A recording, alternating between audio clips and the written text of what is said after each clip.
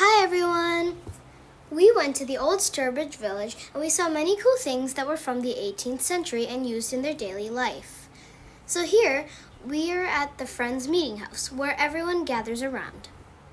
You have a kitchen in your house? So his bed folds up, and when That's he my doesn't kitchen. need to do it, he can untie it. And You have a dining room?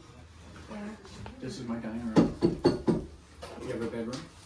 Yes. Yeah, that's my bed.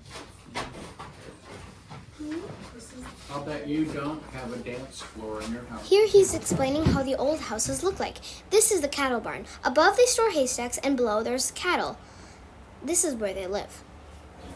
This is the weaving house, where they collect all of the wool from the sheep and turn it into yarn, and when they want, they can also put it in colored dye, so it looks really pretty with all the different colors. This is where they're explaining how they detangle all of the yarn, the wool, and then it's very easy to spin it all to make more yarn. Pretty much I have this wool that's already been washed and it's already gotten the table, and you want to kind of hold it under so you don't hit your knuckles. And then with your other hand, I'm right-handed, and you want to hold it at an angle so you can comb it out. Now I'm going to try how to detangle the wool. So then it's going to be nice, and then it's going to be like a fiber, which is going to make it easier to roll into yarn. That makes it more better to make it spin nicely instead of making it all harder. What this is called is roping, and it opens up the fibers and it's more airy, and then that is what we spin with. And then you can make yarn. When you spin it, it goes on a spool, and it's yarn, and then you can dye it if you want to make pretty colors. Now you can see how much better it looks on the comb, all nice and clean and soft. And this is where they put all the colored dye yarn. And these are some rooms. These are all of the big old machines that were used to make wool into yarn. Now you can see outside, they're boiling the wool to make it all nice and clean, to remove all of the excess grease and dirt.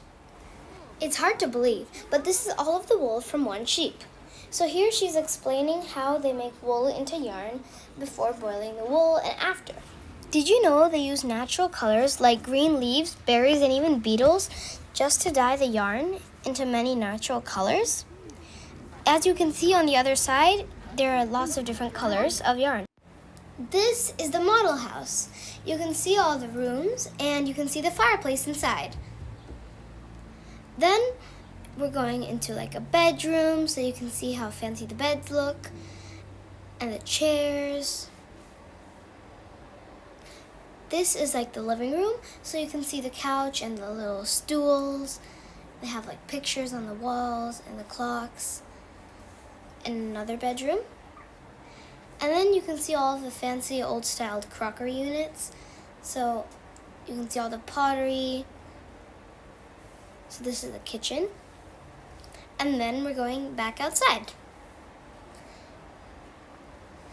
Then there's like a little wooden shed, which is just storing like little woods and just fireplace things.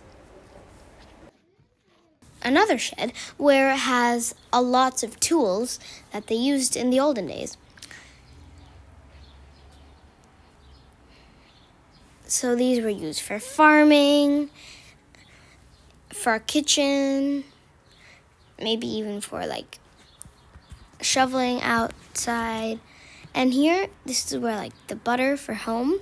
So how they make butter and all the process tools. And how they made the cheese, how they made butter, and how they the tools for plowing.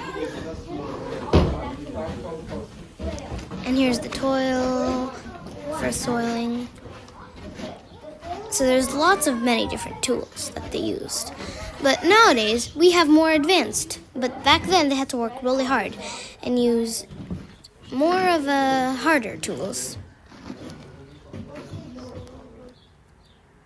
And here are some chickens and a rooster are marching along behind them. and some pictures. This is the Thompson Bank. So as you can see how it looks in the olden days with like the little counter, and you can see the clock on the wall, how it looks old-fashioned. And these are all the different coins that there used to be in the 19th century in New England. And here is the gift shop. So we wanted to get some treats, so we saw honey sticks. And why not? And then there's also little bird figures and cute little stuffies. And some more pictures. We really love the sticks. This is the printing office, where they printed all the paper and all the letter machines, and how they used all the ink there. And this is the bookbinding room, where they bind all the books. And these are some more machines. And now we're outside again, just relaxing in the hot sun. And my brother loves to jump, so here he is.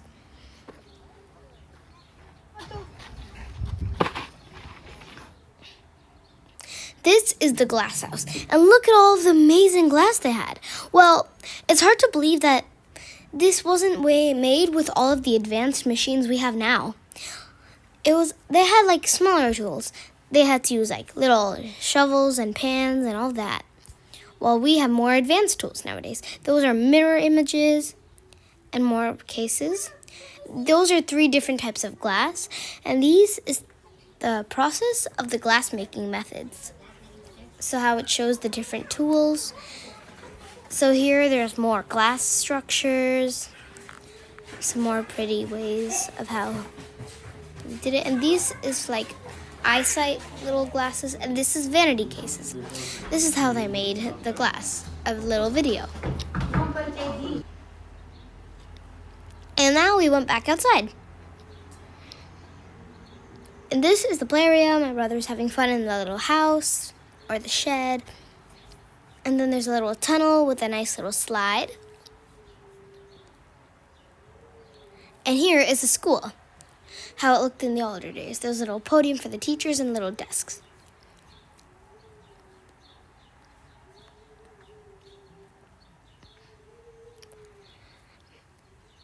Back to the schoolhouse. And here we're playing a game called Trundling Hoops, or some people say Trundling Wheels. But it's a really fun game. You take a stick and you like to roll it around. But it's mostly known as Trundling Hoops.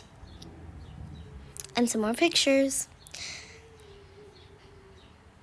This is the needle and thread house. So there's all fancy little professional sewing, hats, and dresses. And there's like accessories.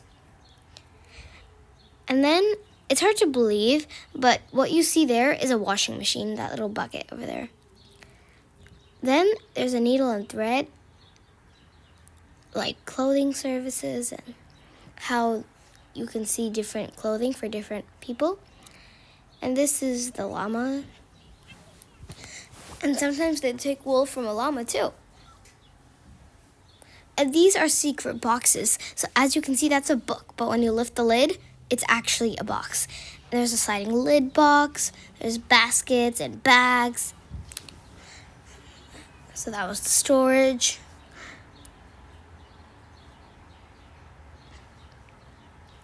And this is the bee house, where they have a little case for all the bees, so we can look at them.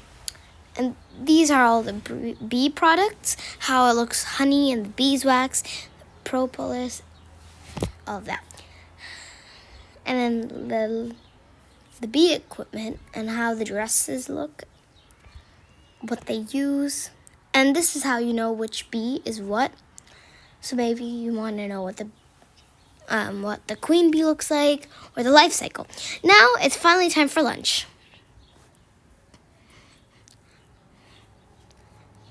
We had yummy food. And here, this is another Brooks pottery kiln. So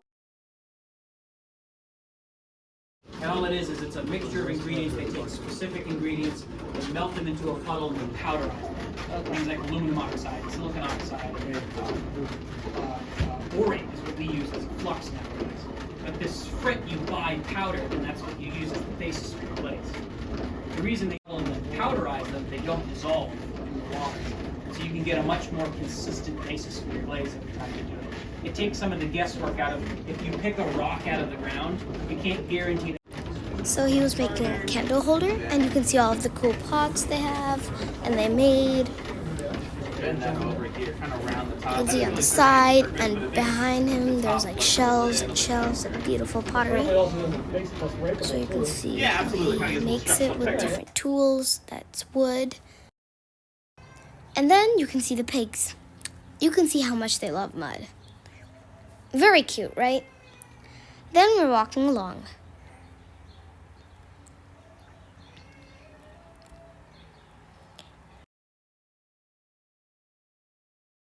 Usually back then worked on a quilt from about, it could take a few months to a few years because they would all be working on it together, maybe as a family, working all around the frame. And that is, this quilt is very large. It's about the size of a king-size bed, if not larger. So a lot of people have also worked on this because of its age. It's very old. And we're very close to the end of this quilt right now. We're finishing it. So it's going to come off the frame. So this quilt is very ancient. You make bags like this because when we butcher our animals here and we want to preserve the meat, we want to make sure the meat does not spoil, and that includes being exposed to moisture, being exposed to insects, being exposed to mice. Now, our brining, So this is like a pork bag. where we put our meat in very salty water with some other things added to help preserve it and let it dry out, and then we smoke it, where we put it in our smokehouse out there and put a slow going, very smoky fire for 2 months. Helps make sure the meat is preserved. But once it's all preserved and we're hanging it to store it in our woodshed, we want to make sure that things like flies can't land on it and spoil the meat. So we use things like bacon bags to cover it, and when you walk in there and look So at this is where they hang up all the plants and the veggies on a little line. And then we're in the smokehouse. Here you can see the pork bags with all the meat in it, so they're preserved and no flies, or they won't be exposed to things that we don't want on our meat. And here is how they cut the sheep's wool. So they are getting like a little snipper, and it's like really big. So there's like a special way they cut it, as you can see. Skin, and my offhand, anytime the skin is loose or saggy, my offhand's there to kind of pull it tight, and then, the skin's kind of like a drum head, and I can run the shear. There you can see the cattle and the cows. Then we're going into the little shed with all the baby sheep, and you can see how they're going around.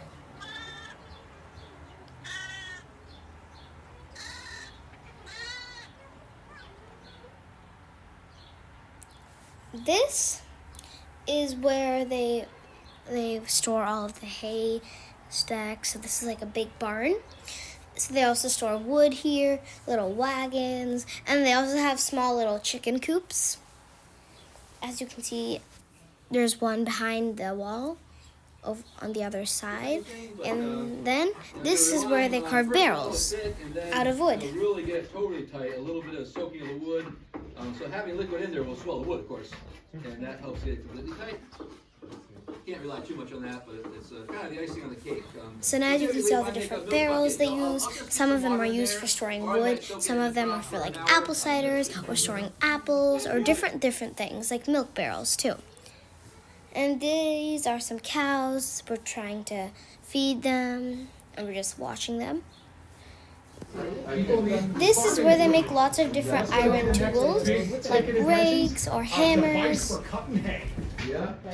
Cyrus McCormick is a blacksmith, and he takes a J, comes up from underneath. Yeah. My furnace, or my forge, looks basically like a sink. a pot with a hole in the bottom of it, and that's where the air comes up. And it's pretty simple. We use this in these days. So this is where they put fire, so it's hot, and they're shaping all the different iron things they're making. As you can see, all the things, like they're like rakes and different. Blacksmiths And now they're are like numerous. pumping They're all over the place. to make fire.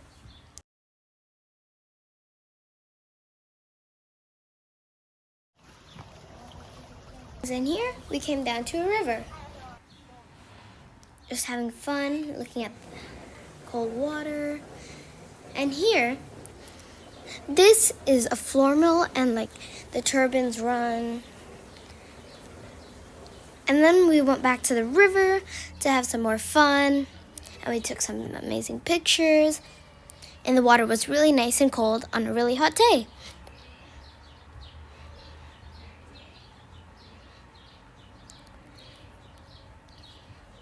Some more pictures. And this is the sawmill. So they cut all of the wood and the logs here, and they make wooden stuff for farmers. This is a hand pump. Back in those days, they didn't have faucets or taps like we do now. So there was a hand pump. As you can see, my brother's pushing a lever, and outside there's water coming out into a bucket. This is how they got water back then. And they didn't even have cars or like bikes, so they used to have wagons, and animals used to pull them.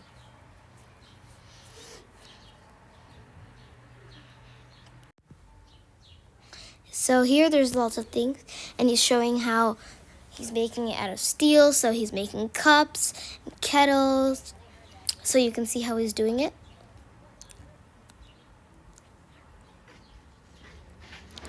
So you can see all the little jugs and the metal things. Now I'm gonna and steel. the flux off, and then use the burring machine to roll that top edge, to strengthen that edge. And here we're resting after a long walk.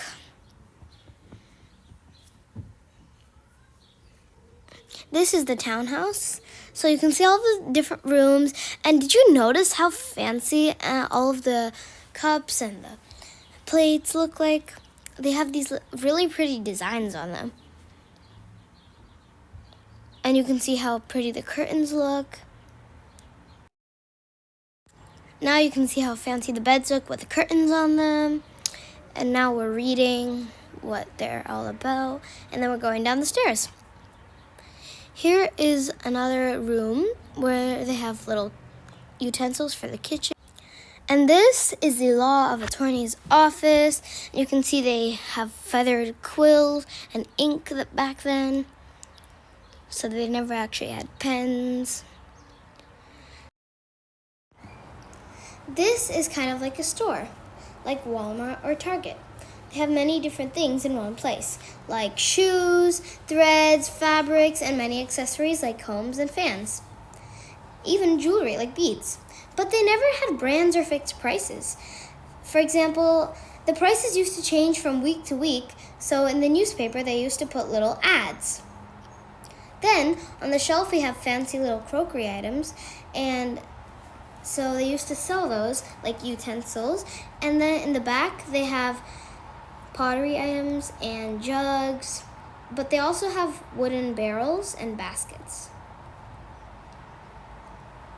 Then they also sell handmade weave-in baskets and lanterns, as you can see on the ceiling, and watering cans. Then you see medicines, and then she's telling us about all the different things they sell. And then you can see candle holders, and for studies they also have books. So yeah. This is the place where they make lots of wooden items and tools for farmers and animals, like ox and cows.